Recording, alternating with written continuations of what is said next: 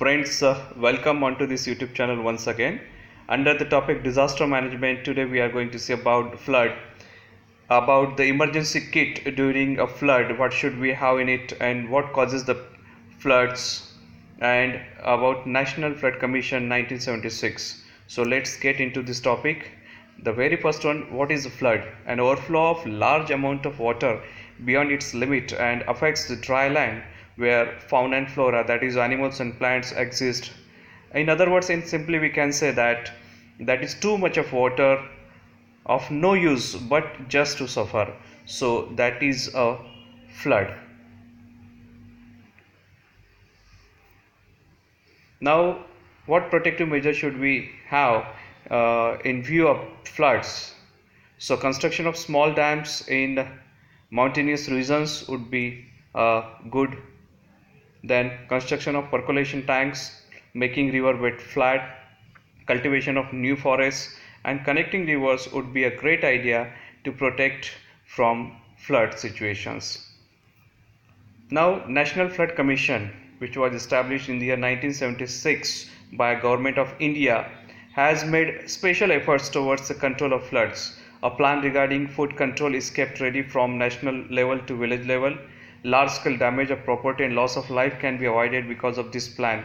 The main objective of this National Flood Commission, which was established in the year 1976, was about Ganga rejuvenation and for river development. So that was all about National Flood Commission 1976. So friends, now what causes flood? A flood is caused by combination of heavy rainfall causing river or oceans, we can say, to overflow their bank. So that is the main reason of flood. Now, dangerous effects of flood. Flood could be very dangerous.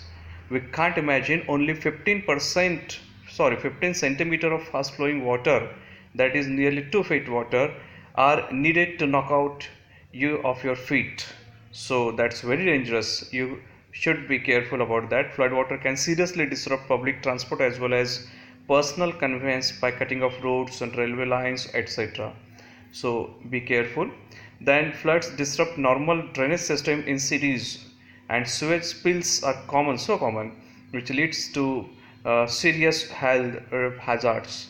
Now severe floods not only disrupt dwellings and businesses, but the water left behind also brings about so many difficulties in rehabilitations of the sufferers.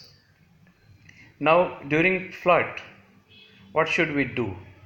First of all, we should have a portable radio set so that we can have updates and possible intensities of floods or duration or assistance from government and other so many instructions. So keep your emergency kit close at your hand so that you can have with it. Vacate your home when you are being advised to do so. Never neglect the warnings or guidelines provided by your authorities, by your government or local authorities, we can say.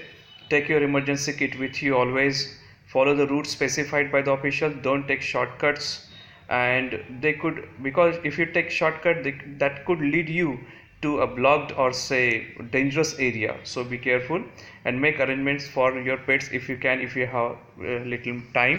If your time permits more, then you can leave a note for others or your family members to let them know where are you or where you went or what's your situation, what's your location. If you are walking through water, flood water could sweep you away. So be careful once again here. If you are in car or in a vehicle, do not drive it. Just stop it, and water may be deeper than it looks. So avoid crossing bridges if the water is high or if warning is given or flowing over the bridge, you should avoid it. Now after flood, that's you should keep listening to radios all the time for news or additional flooding or flash floods may occur. Emergency workers may be assisting people in flooded areas, so you may be able to help them. Try to avoid through the flooded areas. Flooding may have caused familiar places to change since flood waters often erode roads and walkways. Flood debris may hide animals or broken bottles or sharp steels and etc.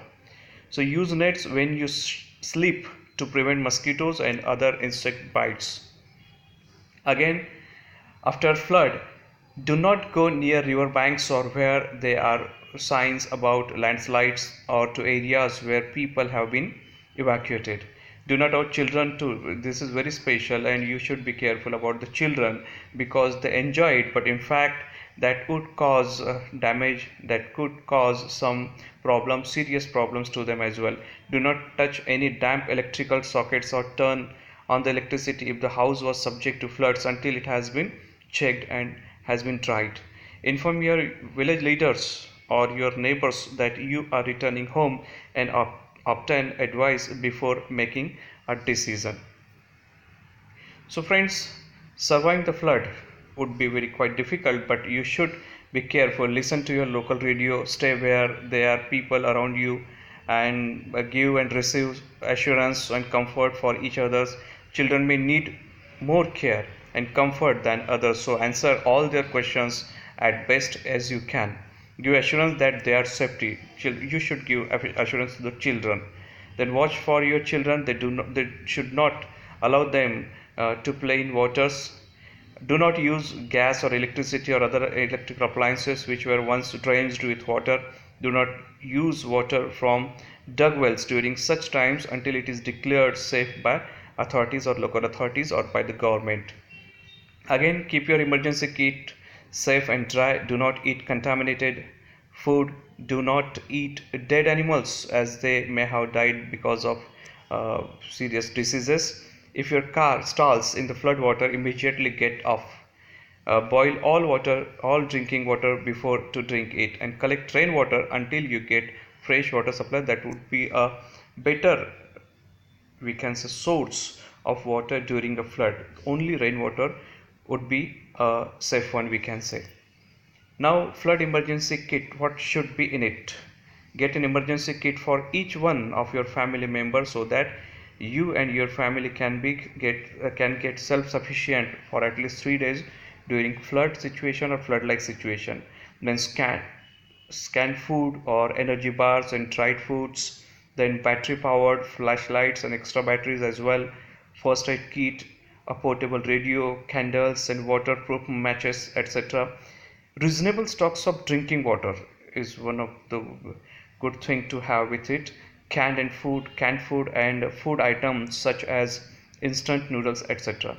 A supply of essential medicines for cold, cough, diarrhea, headache, fever, etc. Strong shoes and, if possible, a pair of rubber gloves. A waterproof bag for clothing, documents and valuables. A plastic bucket to collect fresh water until you get fresh water supplies. Your emergency contact numbers and addresses should be in your emergency kit. So friends, if you think it is useful to you, please don't forget to subscribe, to like and to share this channel. Thank you so much for watching this channel and staying with us up to this end. Thank you so much friends.